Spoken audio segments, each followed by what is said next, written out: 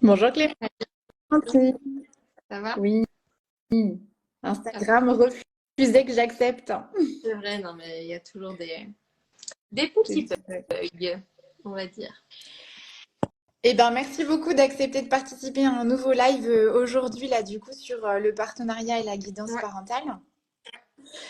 L'idée, c'est rapidement que bah, je me présente et puis toi aussi. Et puis après, éventuellement, j'aurai quelques questions à te poser pour qu'on puisse débriefer sur ce sujet qui t'intéresse fortement et où tu es bien calé. Alors, moi, je suis Harmonie Sopaki, orthophoniste et co-gérante de Calipeton Formation avec Léna Kistrebert et Marion Foubert, qui sont également professionnels de santé. Et Calipeton Formation, donc, c'est un organisme de formation orienté autour de la périnatalité. Et on a la chance que tu interviennes sur plusieurs de nos formations chaque année. Voilà. Et ben, je te laisse te présenter également. oui. Merci Harmonie. Alors du coup, moi c'est Clémentine Musu, ergothérapeute en périnatalité et petite enfance. Et en effet, très impliquée dans tout ce qui est partenariat parental depuis plusieurs années maintenant. Et donc j'ai créé une formation avec vous à ce sujet, une formation de 2 ou 3 jours. Et puis, j'ai divers, plein de formations. Je suis plutôt orientée, c'est vrai, donc dans la périnatalité et beaucoup aussi dans l'autisme depuis pas mal d'années maintenant. Et j'ai 2 grandes formations, un DU sur le développement de l'enfant et la paralysie cérébrale, donc celui-là qui date, qui ne me sert plus trop. Un autre plus récent sur les soins centrés sur le nouveau-né et l'allaitement maternel. Et donc plusieurs formations dans l'autisme, dans la petite enfance. Je suis aussi monitrice de portage. Enfin voilà, comme beaucoup de professionnels passionnés par mon travail et donc avec beaucoup de formation. Oui, et tu as plusieurs casquettes du coup. Ouais. Eh ben, super. Eh ben, rentrons dans le vif du sujet, Clémentine. Alors, moi, j'entends parler de guidance, de partenariat, de coaching. Il y a beaucoup de termes. Est-ce que tu peux peut-être commencer par éventuellement nous expliquer un petit peu ce qu'on met derrière ces termes? Oui, ouais. Alors déjà, il faut savoir que le terme de partenariat parental, on en parle beaucoup plus depuis 2 ans, 3 ans, 4 ans, etc. Mais je sais que moi, j'ai déjà retrouvé des articles avec des ergothérapeutes qui datent d'il y a 10 ans et qui évoquaient ce terme de partenariat. Et donc déjà, depuis pas mal d'années, on fait un petit peu cette distinction entre guidance, collaboration et partenariat. La guidance où on sera plus dans une situation un petit peu de supériorité. Voilà, c'est nous qui avons un peu le savoir. On va transmettre nos connaissances. On va dire aux parents qu'est-ce qu'il faut faire, faites ci, faites ça, etc. La collaboration, on va être déjà dans une relation un petit peu plus égalitaire, mais pas complètement non plus du partenariat. Tout ça est aussi rattaché à tous les modèles de soins qui ont évolué, sur lesquels tous les professionnels de santé se basent, où avant on était très biomédicaux, voilà, très patho, et puis plus c'est allé, plus on est allé sur l'approche centrée sur le patient, dans ce qui nous concerne plutôt l'approche centrée sur la famille du coup. Voilà, donc on se base sur tout ça pour faire cette distinction-là. Et donc la dernière distinction, c'est le partenariat parental qui peut être vu, mais je pense qu'on va en parler aussi après, un petit peu comme le but ultime, la meilleure façon de faire, etc., où il faudrait faire que du partenariat et plus de guidance, voilà. Et le partenariat, c'est vraiment une relation égalitaire, une relation, on dit souvent d'expert à expert, où vraiment on part du principe que le parent a des compétences aussi importantes que les nôtres. Et c'est pas les mêmes, forcément. Lui, c'est l'expert de son enfant. Nous, on est l'expert de notre domaine de santé. Voilà, moi, l'ergothérapie, par exemple, chacun son expertise. Et puis, ensemble, on va mettre ces deux expertises à profit dans l'intérêt de l'enfant. Très bien. Super. Et bah, du coup, tu parlais là du partenariat parental qui nous intéresse beaucoup aujourd'hui. Comment t'en es venu à te dire qu'il fallait peut-être s'intéresser davantage à l'expertise du parent? Qu'est-ce qui t'a conduit dans ta pratique libérale là depuis plusieurs années à te dire ah il faut que quelque chose change ou Oui. voilà. Bah, moi, c'est vraiment le fait que je trouvais que mes suivis, il manquait d'efficacité et de pertinence. D'accord. Et plus pourtant au début de ma carrière, j'étais vraiment déjà dans la toute petite enfance, parce que je travaillais en crèche, donc voilà. Mais c'était vraiment pas la culture spécialement encore en France, dans cette structure, etc. Et puis ça m'arrangeait, moi, en tant que jeune diplômée, de me dire, bah voilà, je suis toute seule dans mon bureau, je fais mon truc un peu à ma sauce parce que je manquais énormément de confiance. Mais après, j'ai pris confiance. Parallèlement à ça, je trouvais, bah, comme je te l'ai dit, mes suivis manquaient un peu d'efficacité. Et puis, je travaille de plus en plus dans la petite enfance. Et tout ça, enfin voilà, on ne peut pas ignorer les parents en fait. Au bout d'un moment, clairement, ils sont cruciaux dans la prise en charge, ils sont indispensables. Voilà, comme je l'ai dit, ils ont une expertise qu'il faut absolument prendre en compte. Nous, on connaît plein de choses, mais on ne connaît pas tout de l'enfant. Et puis, c'est vraiment le fait de, voilà, ben, de me dire que mes suivis manquaient d'efficacité, quoi. Ouais, t'as l'impression d'avoir une meilleure efficacité et je dirais un petit peu plus de rentabilité peut-être depuis que effectivement tu intègres davantage les parents. Et bah du coup, est-ce que tu pourrais nous parler de deux, trois outils spécifiques que tu utilises pour justement impliquer davantage le parent? Ouais. Alors, d'un point de vue des modèles théoriques, moi, je me base du coup sur l'approche centrée sur la famille, qui inclut vraiment, qui considère le parent comme expert, donc c'est du partenariat parental, donc d'un point de vue théorique plutôt ça. Dans des modèles aussi plus de pratique, on parlait de coaching tout à l'heure, tu en Oui, parlais. Culturellement, en France, le coaching, on va plutôt considérer ça comme de la guidance, où on d'accord. va dire aux parents qu'est-ce qu'il faut faire, faites ci, faites ça, etc. Nous, en ergothérapie, on a un modèle de pratique donc, qui s'appelle l'OPC, Occupational Performance Coaching, et qui, au contraire, considère vraiment le parent comme un expert, comme celui qui détient vraiment les solutions pour son enfant. Et d'ailleurs, c'est un principe de résolution de problèmes où on va simplement structurer par un entretien les séances, guider le parent à trouver les propres solutions par rapport aux problématiques qu'il rencontre avec son enfant.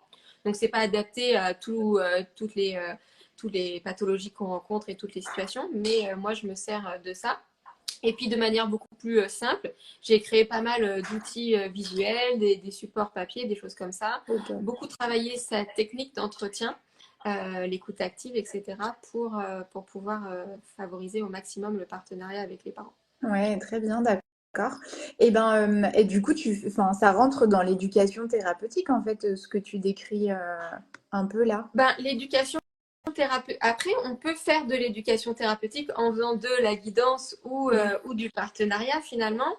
Si on part du principe que l'éducation thérapeutique, il est avec l'enfant, je ne sais pas, par exemple pour l'alimentation, Oui. où on veut faire de l'éducation thérapeutique avec notre patient qui est l'enfant.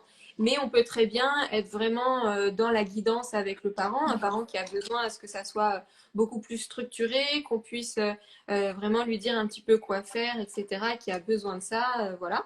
Et puis, il y a d'autres parents avec qui on va pouvoir vachement plus travailler en partenariat, avec la méthode éventuellement au PC, ou en tout cas s'en inspirer, pour travailler ensemble avec le parent et se dire, bon, bah, tous les deux, en équipe, vraiment côte à côte, on se met autour de la table, on réfléchit, bah, qu'est-ce qui serait le mieux pour votre enfant, qu'est-ce qu'on va faire vraiment ensemble.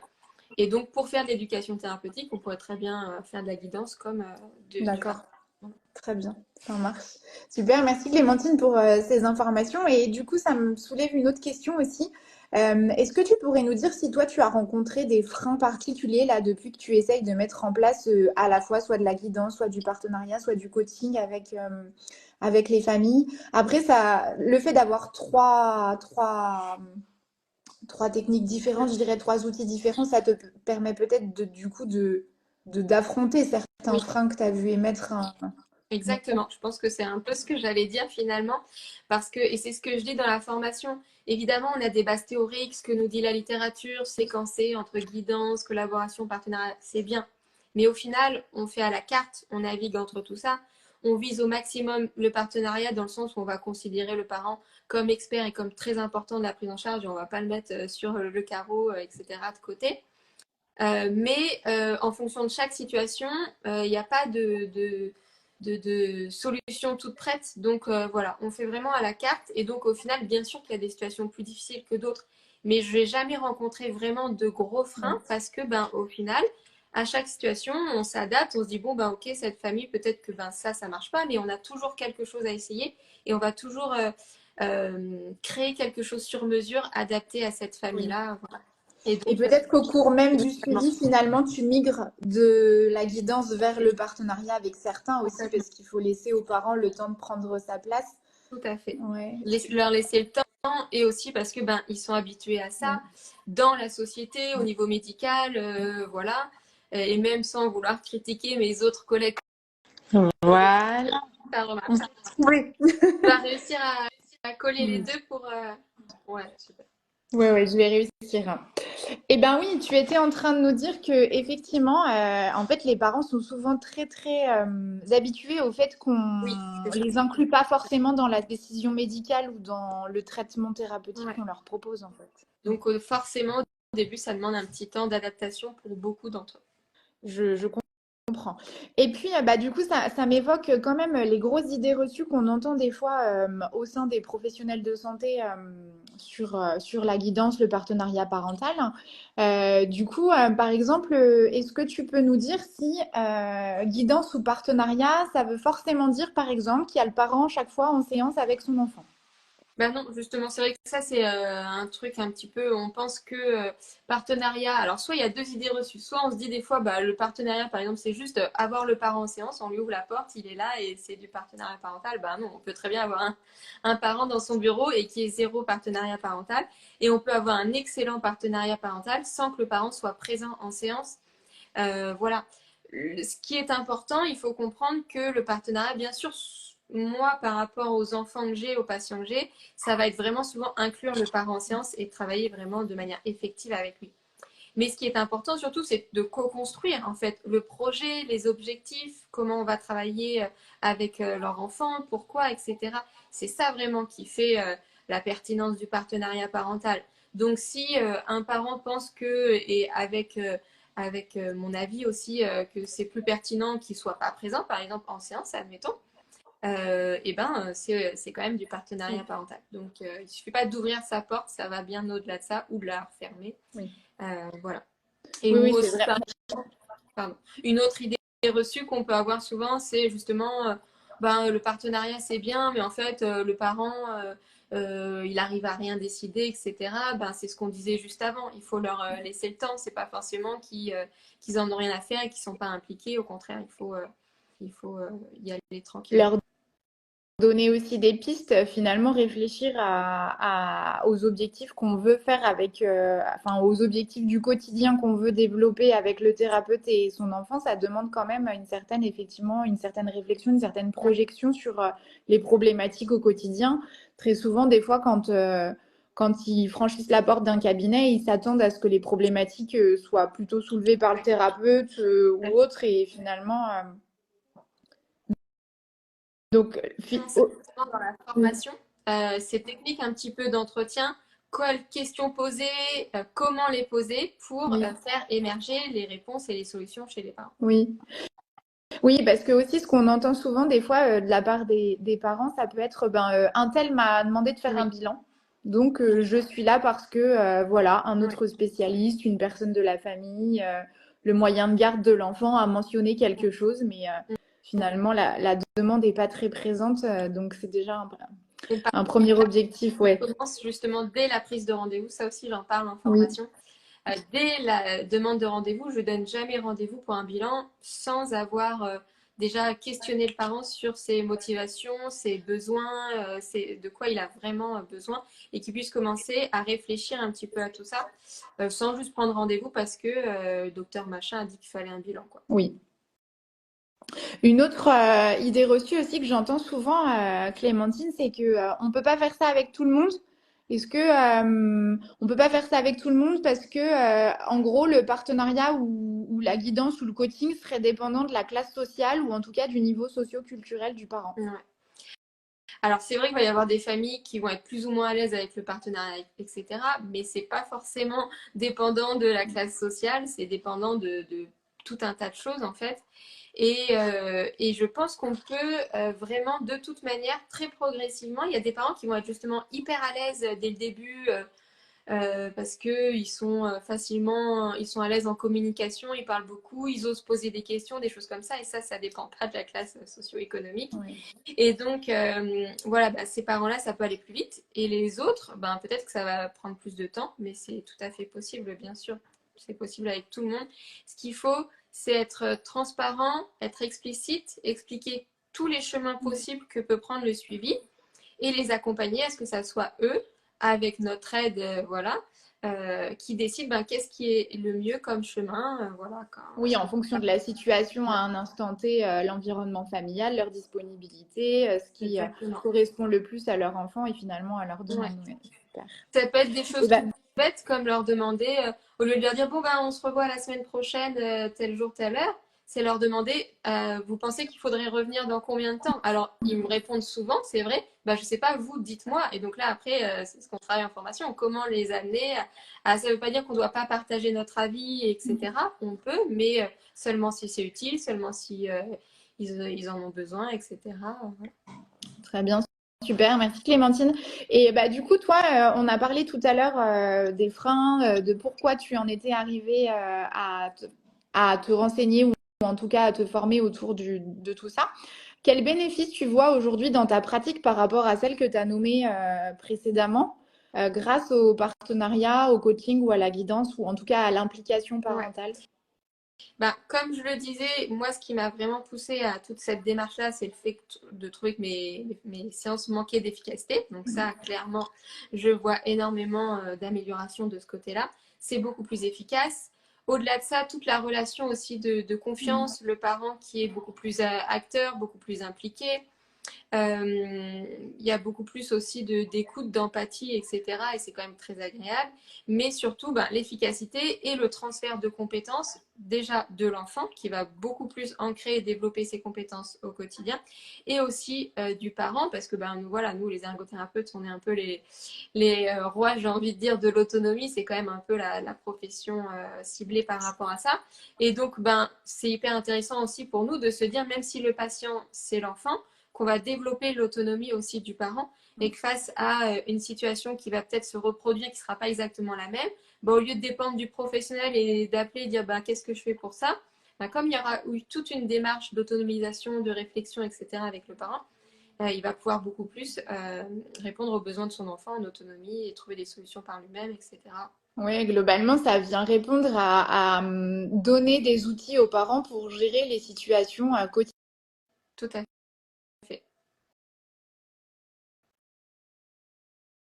Pour nous en tant qu'orthophoniste Ouais. ou alors la motricité pour un kinésithérapeute, bien sûr. Mm. Super, merci Clémentine. Et bah du coup, il nous reste pas longtemps, mais est-ce que tu aurais pour terminer éventuellement une dernière, enfin quelques infos de lecture pour les ergothérapeutes qui veulent s'informer ou oui s'informer sur le sujet. Mm. Puis après, on parlera éventuellement de la formation en quelques lignes que Ouais. tu proposes. Alors, il n'y a pas tant que ça de lecture. Donc, il va y avoir un livre sur l'OPC, mais il est en D'accord. anglais. Et puis, globalement, moi, je fais beaucoup de. Il n'y a pas tant que ça de livres. Ça va être beaucoup d'articles scientifiques. Là, par contre, D'accord. c'est quand même pas mal documenté. Ou tout ce qui est travail avec les familles, notamment tout ce qui est approche centrée sur la famille, où là, il y a énormément de littérature. Et puis même, voilà, si on cherche des choses autour du partenariat, de la relation parent-enfant, etc., on trouve beaucoup de choses qui démontrent justement l'importance et l'efficacité du partenariat dans le suivi. Donc voilà, c'est beaucoup de littérature scientifique plutôt Scientifique, ouais. que de lecture vraiment d'ouvrages, de livres. D'accord. Bah, une fois éventuellement qu'on a lu ou même si on n'a pas lu, en tout cas, ce qu'on peut faire, c'est venir participer à ta formation du coup. Donc toi, tu proposes deux formats différents pour cette formation, à la fois un format en 2 jours en visio Ouais, et à la fois un format 3 jours en présentiel que tu proposeras à Vannes et Cherbourg cette ouais, année. Et peut-être que tu peux développer un tout petit peu le format présentiel éventuellement pour parler de la plus-value que tu as rajoutée sur la 3e journée. tout à fait. Déjà, peut-être resituer les 2 premiers jours qui sont très théoriques, mais pas que. Il y a aussi beaucoup d'ateliers justement de construction de supports, de mise en situation d'entretien, etc. Donc, beaucoup d'ateliers pratiques, mais autour de cette théorie sur le partenariat, l'approche centrée sur la famille, etc., l'OPC, où on se met en situation aussi de coaching. Et puis après, le 3e jour, où il va être un petit peu plus centré pour les personnes qui veulent vraiment orienter leur pratique sur la toute petite enfance, alors que les 2 premiers jours, j'ai envie de dire, ça concerne finalement n'importe quel type de prise en charge, n'importe quel enfant, etc. Le 3e jour, on va aborder un petit peu plus des choses si on veut créer des ateliers de prévention, parce que la guidance et le partenariat parental, c'est ça aussi, c'est la prévention. tout ce qui est transmission d'informations, partage d'informations sur le développement sensori-moteur de l'enfant, l'alimentation, le portage, vraiment pour pouvoir guider et accompagner les futurs et les jeunes parents. Donc c'est assez spécifique et complémentaire des 2 premiers jours. Ah bah, super. Merci Clémentine.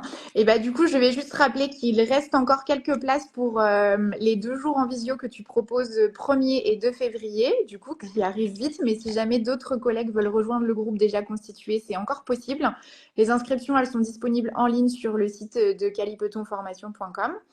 Et puis, certaines places sont déjà pourvues pour la formation en 3 jours, du coup. Donc, tu te rends à Cherbourg en juillet Mhm. 2024. Ouais. Et la session pour Vannes est programmée en octobre 2024. Voilà. Donc, n'hésitez pas. J'invite vraiment tous les collègues ergothérapeutes qui se sentent un peu coincés ou démunis dans leur suivi là actuellement, qui ont besoin d'une bouffée d'oxygène. Je pense que tu as plein d'outils à leur proposer pour cette Tout à formation. fait. Ouais. Bah, super. Eh ben, merci beaucoup Clémentine pour ta présence ce midi-là. Je te souhaite un bon appétit et puis je te dis à très bientôt parce qu'on se verra du coup en visio et en formation cette année. Ouais. Merci beaucoup Harmonie et puis merci à tout le monde. Eh ben, bonne journée à À tous. bientôt. Au revoir. Salut Clémentine.